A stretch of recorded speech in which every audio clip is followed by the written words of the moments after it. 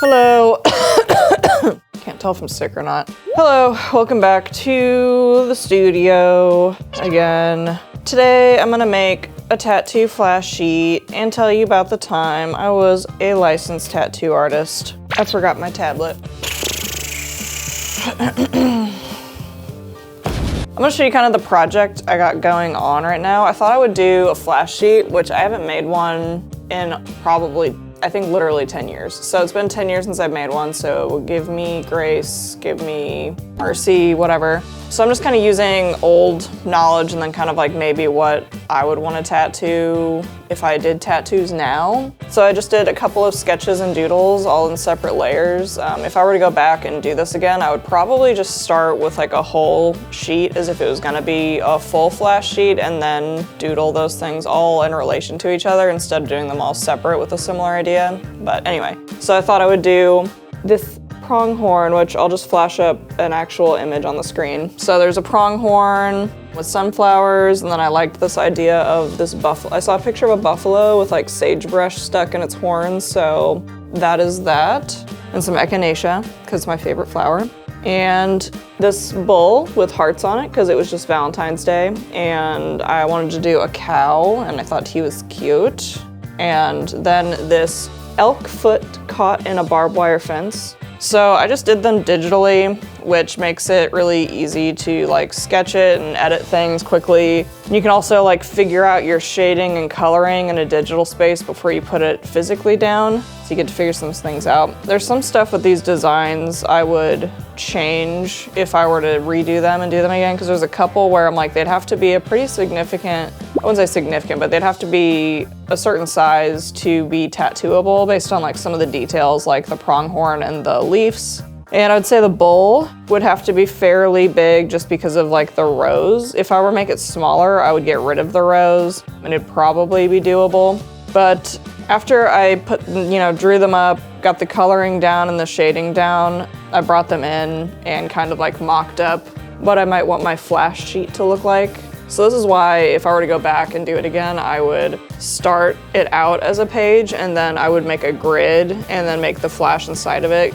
There's a bunch of cool formats you could do with these. There's really no wrong way to do flash because it's a flash sheet. But it is nice to make them designerly because they in themselves are an art piece. But anyway, so I could make like a grid, or I could put a diamond in the middle and have like one big and a bunch of littles, or I could do like a ton of littles. It just depends. But anyway, so once I slapped them all together, it was obvious to me at this point that the bull kind of stuck out like a sore thumb as far as theme goes. But then also just like the sizing and like shape of them didn't fit super well together, but that it wasn't egregious. It doesn't really matter. It's just me nitpicking at it. But anyway, so I got the general idea down.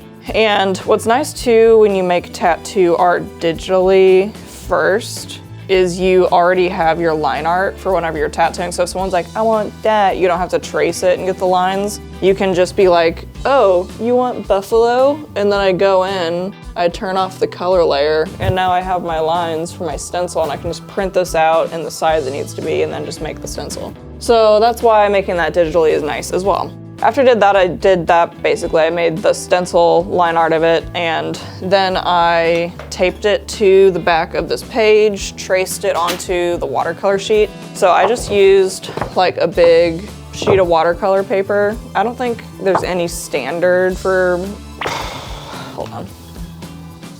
I don't think there's any standard size or anything you have to stick with for flash sheets, and I don't think there's any type of paper you have to stick with. But the general consensus is some kind of watercolor paper, because you're probably going to be using either ink or watercolor, because it mimics how ink in the skin would behave a little bit. I've seen acrylic paint flash sheets before. Usually they're bigger pieces and then you translate them differently when you tattoo. But anyway, so I chose watercolor paper. In hindsight, this texture on this watercolor paper is pretty rough, so I'd probably go something smoother next time. I also don't have any ink, and I don't have very many like non-water soluble pens right now to make the lines. And I've seen people use brushes to make the lines, but I kind of just wanted all same line weight, because when you're tattooing, you'll typically use one line weight or two. I mean, you can use many line weights, but in general, you're not shifting it like a brush unless you're specifically stylizing for that. So Anyway, it doesn't matter because these aren't gonna be real. But I just wanted to use a pen, and I haven't done this in a while, so now that I've got it all traced out and on the paper, I can just kind of like paint and tell you about the time I was a tattoo artist. So it was back in 2015. I was in college still, and I was starting to think about what am I gonna do after college, and I was kind of wondering like what path with all of the art stuff I was gonna take, because did I mention I was in art school? Anyway, I went to art school. And I was in illustration, and you don't really need an art degree to do anything, but it is fun to like go to art school and learn art stuff, and I don't regret going, but maybe that's a whole other conversation. But anyway, so I was thinking about that, and you know, I always liked tattoos. I got my first tattoo when I was 16. Here's a picture of it. It's the most atrocious thing I've ever fucking seen, but it's covered up now. But anyway, yeah, and then I would get like magazines with like tattoos in it, and I really liked Kat Von D and stuff. So anyway, I thought like, oh, maybe I'll try the tattoo thing. So I made like a little zine portfolio thing that I cut out and printed, and I made like flash or whatever out of these ink drawings. I'll see if I can find some, but I don't know if I'll be able to find it. But anyway, so I printed out this mini portfolio and I dropped it off at a bunch of tattoo parlors, and I'm like, hey, if you're looking for an apprenticeship or an apprentice, I'm looking to do an apprenticeship. And I just dropped it off at a bunch of places, and then I called and followed up. I even like stopped back into certain places, and there was one place that did show interest in hiring me, or not hiring, I guess taking me on as apprentice. So I hung out for a couple sessions with him while he tattooed, and then I accepted an apprentice position with him. So I was excited for that. So part of my apprenticeship is I also worked the front desk and did things like that, but I was also still I worked at this tea shop. Before I worked there, I was still working there while I was working at the tattoo shop because I didn't make a ton of money at the tattoo shop. Most apprenticeships, you don't make hardly any money, and some apprenticeships will cost you money. So anyway, so I was doing both, and it was honestly like really stressful socially, like social anxiety wise. Like I could tell a lot of people didn't like me, but I was also very like awkward and didn't understand exactly how to like be around these kinds of people. There's one girl in particular who had like a sit down with me and was like, you know, she really didn't fucking like me or what I was about at that point, but you know, by the end of it, I think we got along fairly well. But I think she just saw me come in with like an art school degree thing going on and was like, I don't know, doesn't fucking matter, but she's cool now, whatever. So anyway, rough start, super nervous all the time. That environment was really stressful, just like a lot of late nights, not really being able to like, I don't know, I'd never been around those kind of people. It was definitely like biker dude kind of tattoo shop, walk-ins primarily. But I ended up, you know, befriending the people who worked there, and I liked them well enough, even though it was still pretty stressful for me. And I did a lot of shitty tattoos. It is what it is, that's how you learn. I remember when I did my first tattoo, I was shaking so bad and the tattoo looked like horrendous. And in hindsight, I do think I should have practiced more on like fake skin or something, but the style of the mentor I had was very much just throw in the water and swim, which is one way to do it, but I did ruin a lot of people's skin. Nah, it's a little over-exaggeration because they knew I was an apprentice, they chose it was a free tattoo, so whatever. I eventually got over the shaking and I was able to get a little better at tattooing. You know, you have to get, I think like at the time, I don't know what it is now, you had to get 50 tattoos and a certain amount of hours to get your license. And I actually got my license fairly quickly, probably way too soon. But anyway, to backtrack, during my time I would like work the front desk, which is important to know, just to understand what your front desk people are going through and like how to handle those things. And also if they're not there, you're gonna be doing it anyway. Cleaning stations, like the legal, whatever stuff that comes with it. And what else? Sorry, I'm tired and lost right now because I'm an awesome storyteller. Okay. So anyway, just learning ins and outs of the shop, cleaning stations, whatever, tattooing pretty early on in the process. Also tracing a lot of like American traditional stuff and making like, basically taking Flash and copying it so I can learn like how that works and why you want to do certain things, certain places. Because whenever, you know, tattoos on the skin, it has to look good on skin and not just on paper. So understanding those things. Yeah, so just doing a lot of shit tattoos, trying to draw, trying to develop my style because I was going from a college illustration mindset to trying to fit into what kind of tattooing I wanted to do. So at the time I was doing a lot of like scratchy kind of like ink style drawings that were somewhat kind of Flash but really more like indie doodling and like weird lines and accents and stuff. And I did some good tattoos in there, but I mean, with like, it's my belief, and I think a commonly held belief, that it takes at least maybe 2 years, maybe it's different now, but I would say it takes like multiple years to really become a good, solid tattoo artist, and I just don't think I was in it long enough because pretty shortly after I got my license, like maybe 6 months or so, so I think I tattooed maybe a year or a year and a half or something.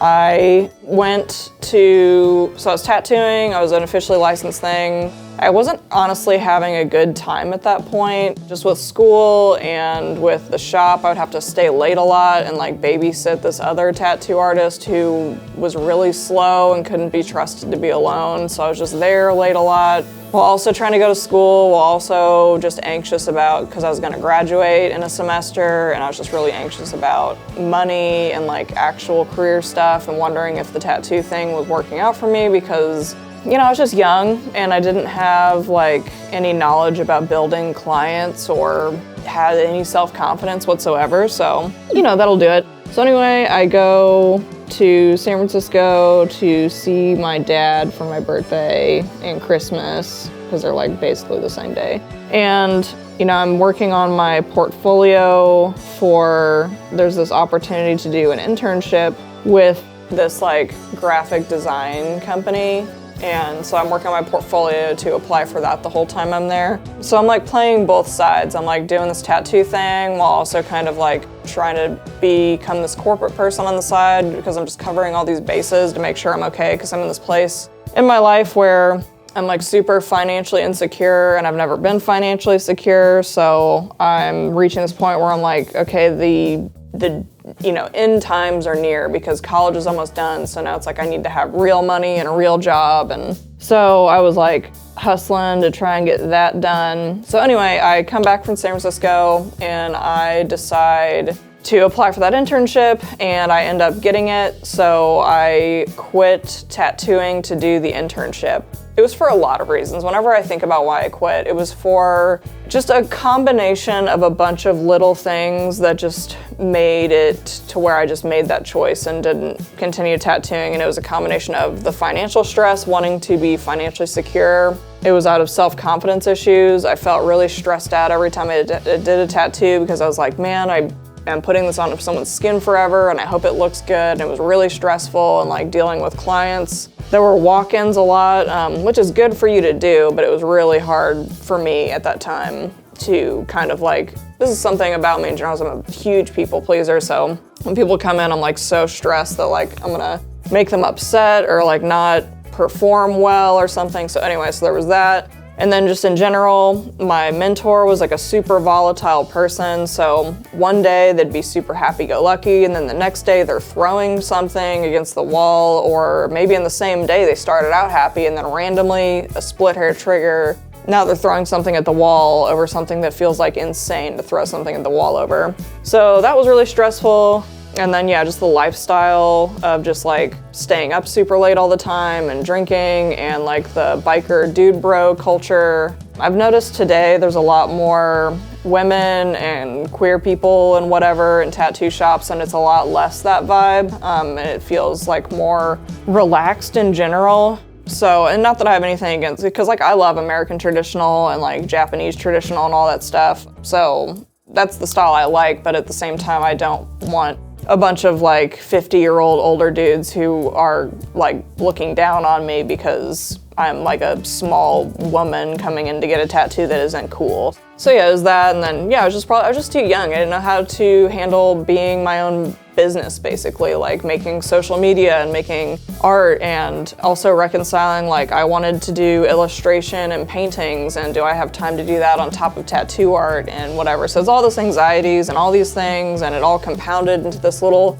ball of implosion. So I decided to quit, and because the mentor I had was so volatile, I ended up going in, not really saying much, and grabbing my machines, my tubes, and I think ink and like my sketching stuff, and I left like my workstation and a couple other things that were kind of valuable, but I was like, I don't have time to pull up a truck and get this out of here. Not that I thought anything would happen, but I'm like, I don't know how he's gonna react to me quitting. So anyway, so I quit, I do this internship, I end up working in corporate for like a long time after that, and it was the worst fucking shit ever, but I was the financially stable thing I was looking for at that time. But anyway, so that was my tattooing story. When it came time to renew my tattoo license, I let it lapse, and I no longer have it. So if I were to get a tattoo license again, I think I would have to go through an apprenticeship again. And it's not that I would never tattoo again. I've actually thought about it because I feel more confident as a person now, and I feel like my art is more realized now. So I feel like if I were to do it again, I would be much better about having a social media presence. I'd be much better about handling clients and taking clients that I want to deal with and like working with them. I'm much better about taking an idea and transforming it into something that we both like. So I think it's just the self-confidence, a lot better at talking with people, a lot better with business. So, you know, just better in general. So if I were to do it again, I think I would do pretty well. If I was still tattooing to this day, like if I had never quit, I think I'd actually be a pretty good tattoo artist at this point. I think I'd be pretty decent, I would hope. And yeah, that was another thing with tattooing, is I always was afraid to say no. So if someone would want like, because obviously my art is mostly animals and stuff, people would want either like humans or portraits or realism, or I really hated doing text, I hated it. So I feel like if I were to do it now, I'd be better at setting my own boundaries of like, this is what I do, this is my style, and if you're coming to me, that's what you're getting.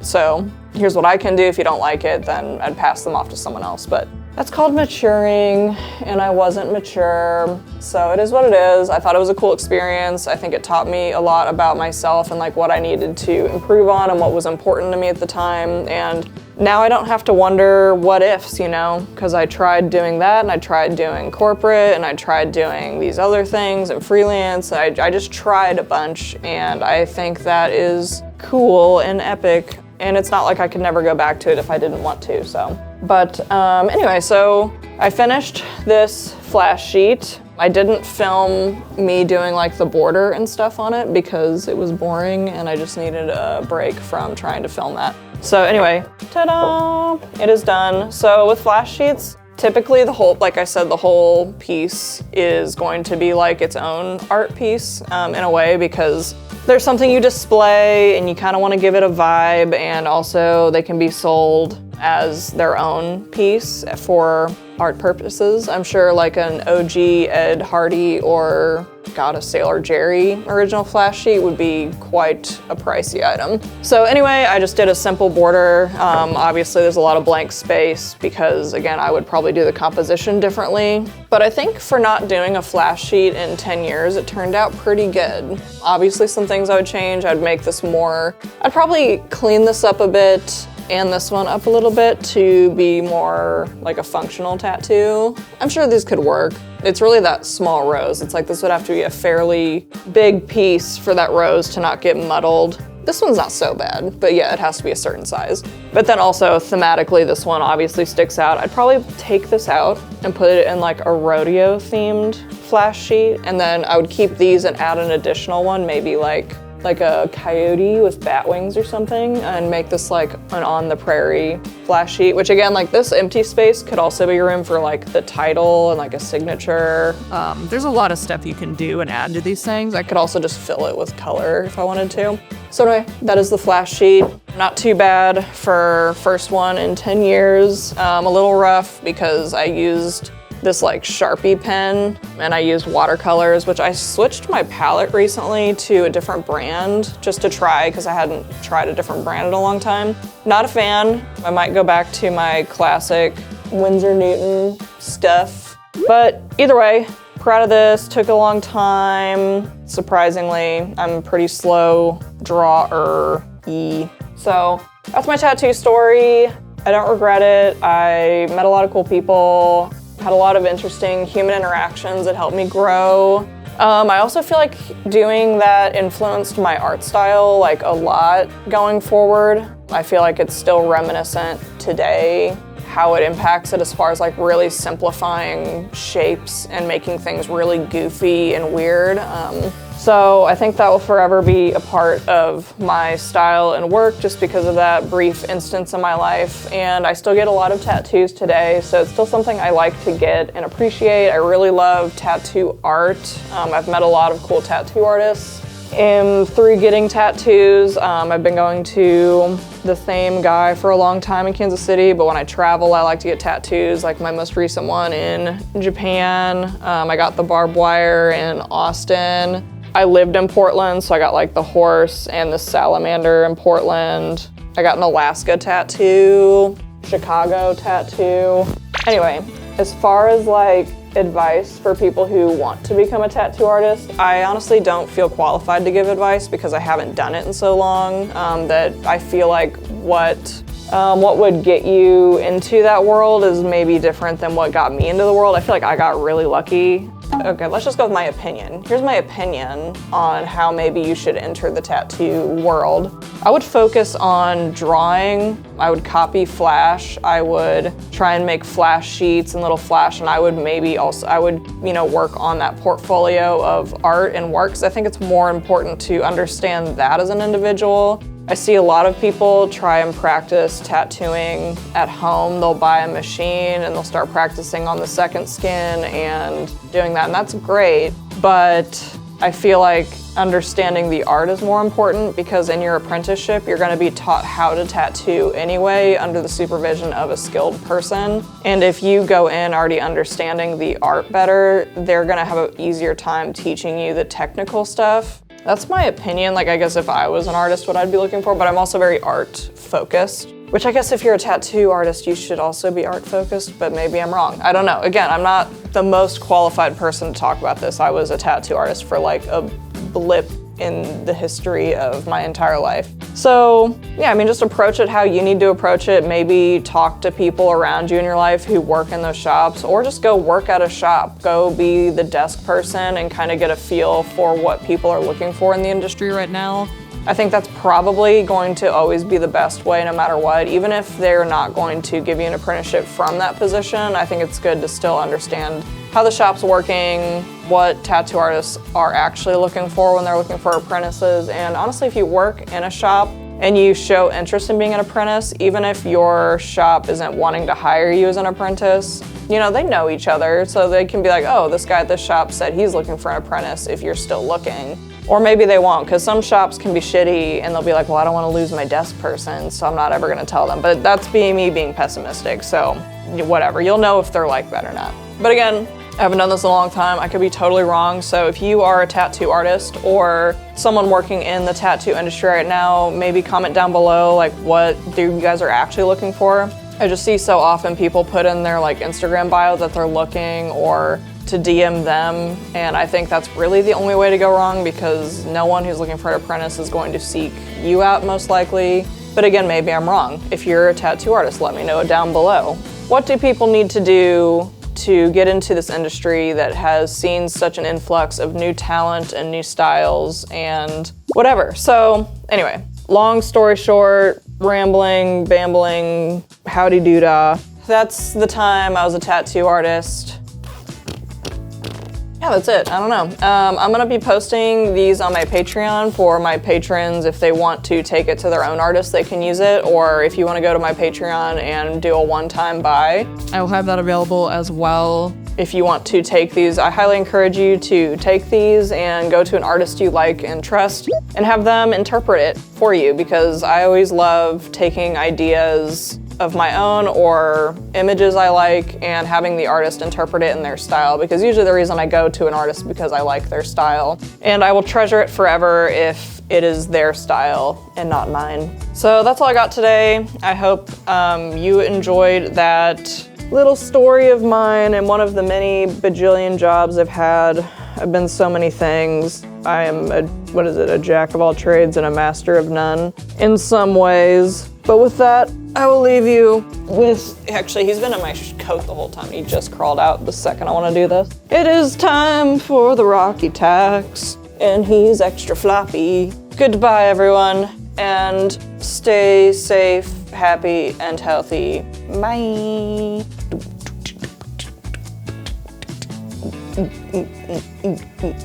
Oh, watch this. He likes to do a stretch. No, he's not doing it. Never mind, lame. Throwing him in the trash. Worthless.